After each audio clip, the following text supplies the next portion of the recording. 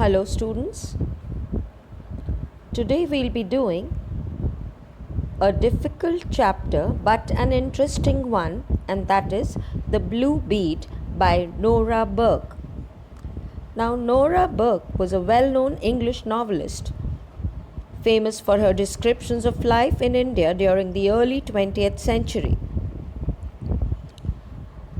My dear children, before I move ahead, I would want you all to open your books to this chapter, The Blue Bead, in order to understand the story better.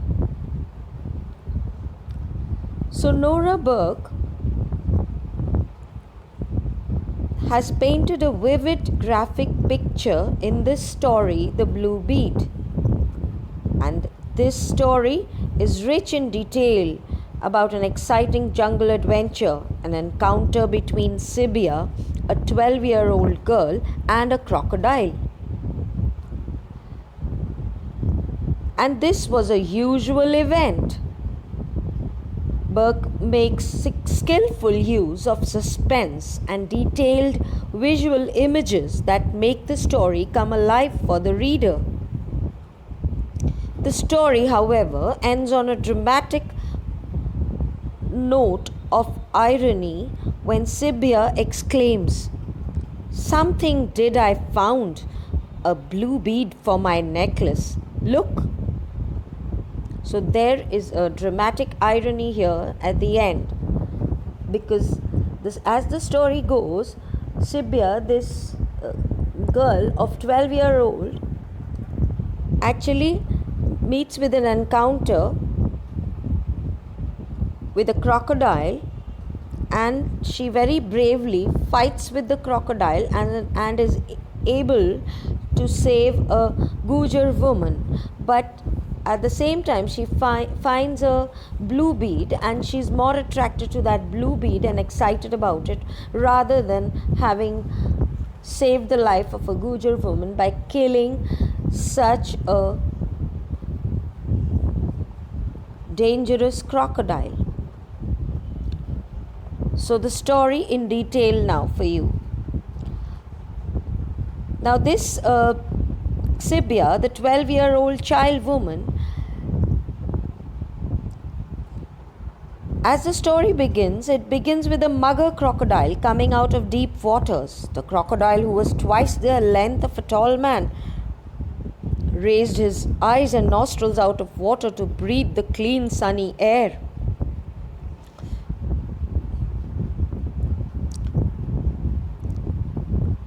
And over the years, the crocodile had become so strong and ferocious that nothing could pierce its inch-thick armored hide. Hide is the skin. The only vulnerable areas were his eyes and soft underarms. Beside the crocodile, as he lay waiting for his food, glimmered a blue bead. There was a blue bead lying beside him.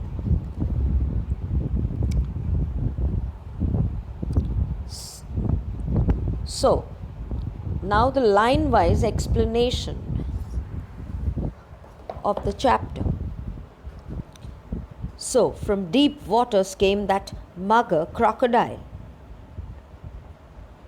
Out of black water, curved with whirlpools, and into the frill of gold shallows by the stepping stones. So, this is the description of the place where the crocodile lived. He was twice the length of a tall man, and inside him, among the stones which he had swallowed to aid digestion, rolled a silver bracelet. That means he had even swallowed a silver bracelet. Timber was floating down with this great Indian river from forest further up. Now it is a custom to float in order to make the timber reach from one place to another. Timber means wood, logs of wood. From one place to another, they are floated down the river.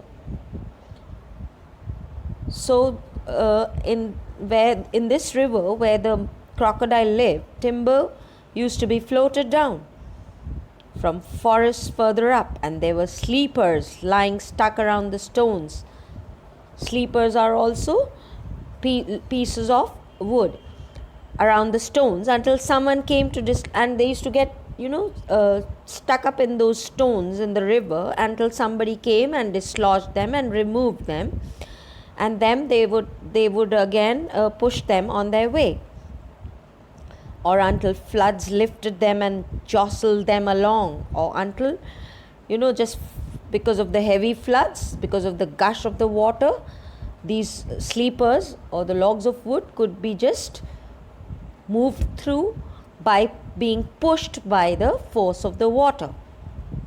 The crocodile had no need to hide himself. He came to rest in the glassy shallows. The crocodile was strong enough and was not scared of anything. So he did not need to hide himself. So he came to rest in the glassy shallows, in the shallow waters, with just where the water glistened or shone like glass. So that means the water was clear there. He came to rest among the logs and balanced there on tiptoe on the rippled sand. Rippled sand here means when you see the waves on the sand, that's called rippled sand. With only his raised eyes out of the water, and he would just have his eyes out of the water, the rest of the body would be inside the river, and raised nostrils breathing the clean sunny air. And children, you can see one thing, that Nora has described the story so vividly that such clear images can be framed in your mind. You can just visualize the crocodile, the huge crocodile, more than 3/4 of his body in the water, just his eyes and nose popping out of the water. Around him, broad sparkling water, the water was sparkling, shining, traveled between cliffs and grass and forested hills. A jungle track came out of scrub each side and down.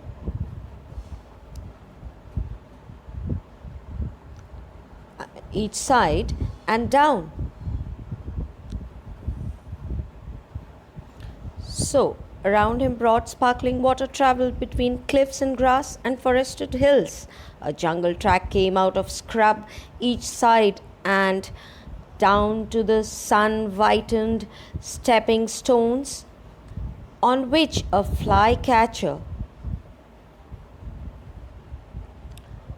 little flycatcher was flirting and trilling along.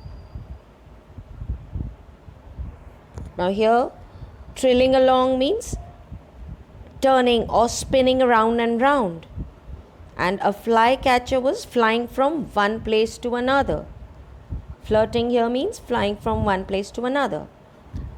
The mugger crocodile, blackish brown above and yellowy white under, lay motionless. You can underline the details and the description of the mugger crocodile, children. Able to wait forever till food came. This antediluvian saurian, it means very old. And a mugger crocodile actually means fresh water crocodile of Indian subcontinent. Antediluvian saurian here means very old. This prehistoric juggernaut you may underline, it means large and powerful, ferocious, very dangerous, scary, and formidable. Formidable is very strong. So all these words need to be underlined. They describe the crocodile. A vast force in the water, propelled by the unimaginable. Propelled means forced by the unimaginable and irresistible power of the huge tail. So its tail also had a lot of power in it. Lay lapped by ripples. So here, lapped by ripples means it was continuously, being hit by the ripples of the waves, a throb in his throat.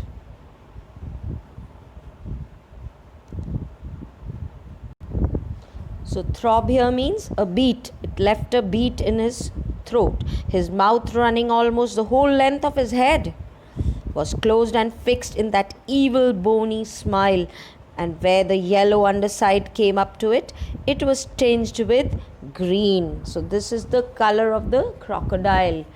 The underside of the crocodile means the stomach part was yellow in color, and that smile was little greenish yellowish. It was colored with green. From the day perhaps 100 years ago, when the sun had hatched him in a sandbank, and he had broken his shell and got his head out and looked around, ready to snap at anything before. Now the author is trying to tell us that perhaps the crocodile was 100 years old one, and how it landed up here in this river, and had broken his shell and got his head out and looked around, ready to snap at anything, means at the time around 100 years back when the crocodile was born, before he was even fully hatched, from that day when he had at once made for the water, ready to fend for himself immediately. Ready to fend means to take care of himself immediately. He had lived by his brainless craft and ferocity. Now, brainless craft here means he was guided by his instincts. Means, they are able to sense if anybody is around. They have that strong power to sense things around them. And ferocity, ferocious, escaping the birds of prey and the great carnivorous fishes that eat baby crocodiles. He had prospered. He had somehow managed to live all these years and had become big, catching all the food he needed and storing it till putrid in holes in the bank. Putrid means till the food decayed with a bad smell in the bank. He had stored. This is how he survived all these years. Tepid water to live in and plenty of rotted food grew him to his great length. And how did he grow up all this while? He didn't get anything fresh, but he got that tepid, the stale, dirty water, and plenty of rotten food. And that is how he, tepid here would mean lukewarm water. So he lived in that lukewarm water and plenty of rotten food he got, and this is how he grew up to be so big in length. Now nothing could pierce the inch-thick armored hide.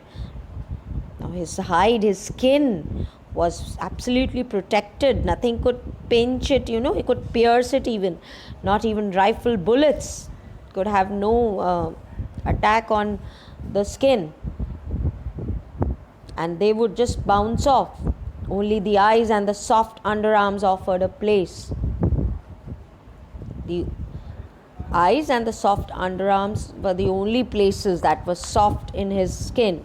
He lived well in the river, sunning himself sometimes with other crocodiles. He used to have a sun bath with other crocodiles, other muggers, as well as the long-snouted fish eating gharials on warm rocks and sandbanks where the sun dried the clay on them quite white, and where they could plop off. Plop off means drop with a splash into the water in a moment if alarmed. So this is how he survived with other water creatures there, like the long-snouted fish eating gharial, other muggers, and they could move to the sandbank to dry their skin and then suddenly plop off or drop with a splash in the water. The big crocodile fed mostly on fish. Please underline this. What did he eat? But also on deer and monkeys that came to drink.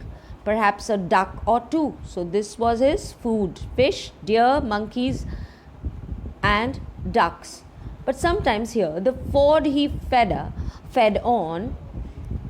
Now sometimes here the ford means that is the shallow part of the river or the stream where he lived on, a pie dog full of parasites. Means, and it was there used to be an ownerless half wild Asian dog, and at times he would eat those full of parasites, or a skeleton cow that would be eaten up by parasites. Sometimes he would be feeding on that ownerless half wild Asian dog. So pie dog is a half wild Asian dog. Or sometimes he would feed on the skeleton of a cow. And sometimes he went down to the burning ghats, to the river banks, and found the half-burned bodies of Indians cast into the stream. According to the Indians, when they die, they believe in putting their bodies in the water, and so that place is called ghat. And sometimes he would feed himself with those bodies that were half-burned bodies that were cast into the stream. Besides him in the shoals, as he lay waiting, glimmered a blue gem, and while he was there lying in the water, there lay a shining blue gem, a precious stone. It was not a gem though.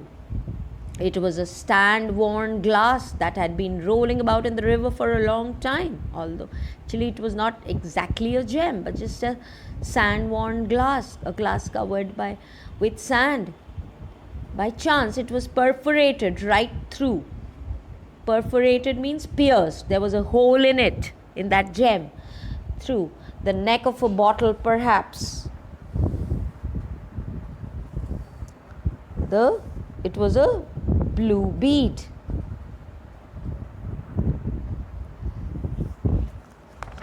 In the shrill, noisy village above the fort, out of a mud house, the same color as the ground, came a little girl.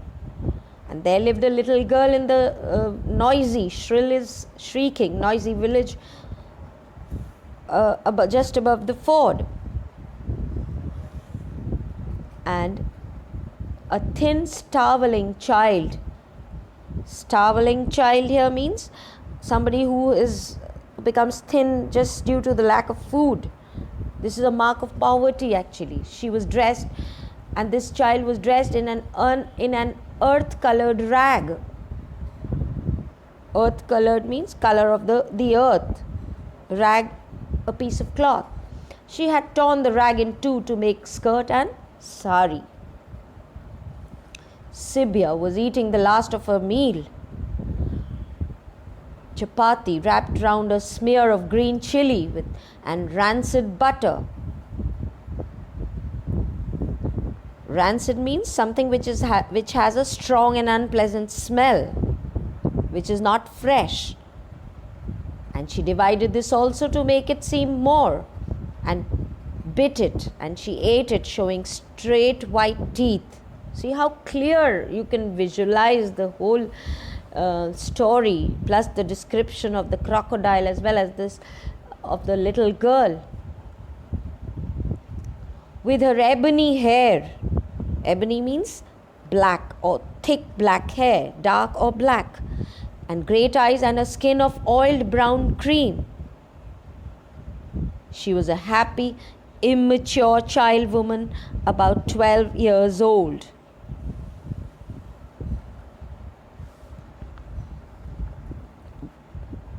Barefoot, of course, and often goosey cold on a winter morning, and born to toil.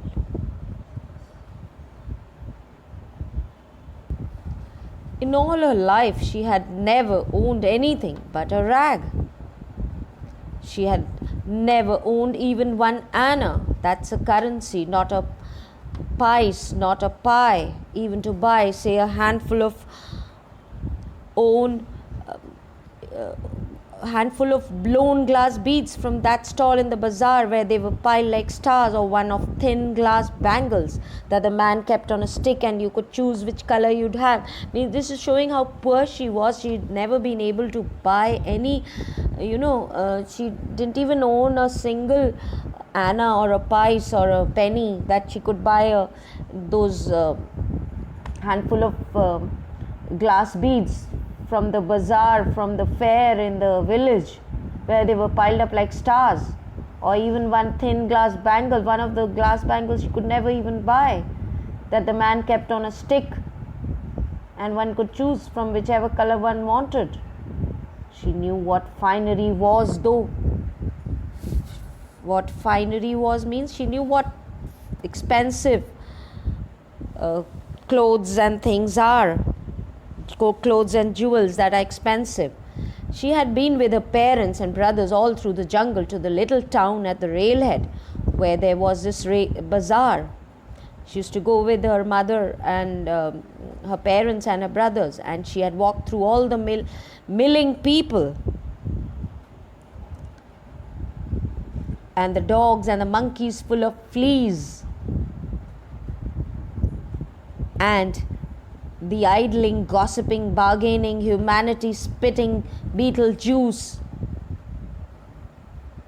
Heard the bell of a sacred bull clonking as he lumped along through the dust and hubbub.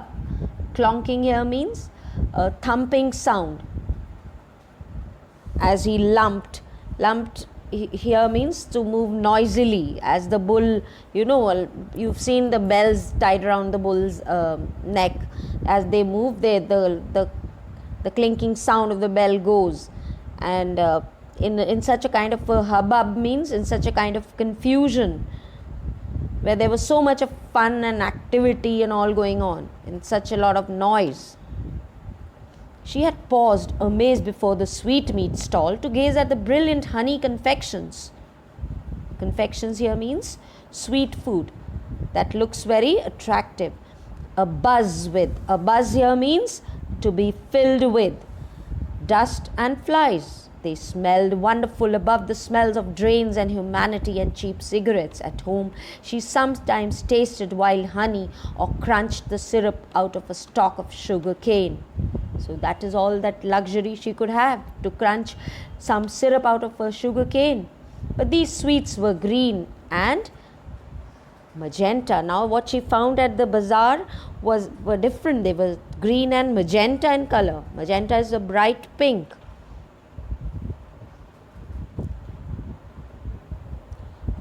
So my dear students, for today I'll keep it till here, and we'll continue on the next turn from here.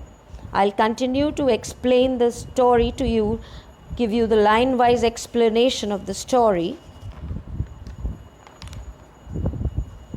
But before I close down, let me just tell you little more about this story in short. Now, Sibia, the only luxury that she wanted was to make a necklace for herself with shiny scarlet seeds.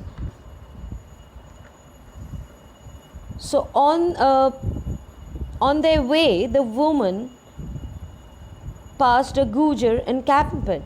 Sibia glanced at the Gujar women as she went towards the cliff. The Gujars, like Sibia, were junglis, creatures of the forest, born and bred in the forest. They got their living from animals, grass and trees. So the women, after collecting the paper grass, came back, but Sibia was left trailing behind. She was carrying a heavy load and her muscles stretched and ached. When she put down her load to rest, she noticed a Gujar woman who was coming down to the water on the other side to fill her 2 pots and was attacked by a crocodile. Sibia immediately sprang into action to save her. With all the force, she aimed at the reptile's eyes with her hay fork. The crocodile crashed back, exploded the water, and disappeared in pain. Sibia dragged the fainting woman out of water and helped her reach the Gujar encampment safely.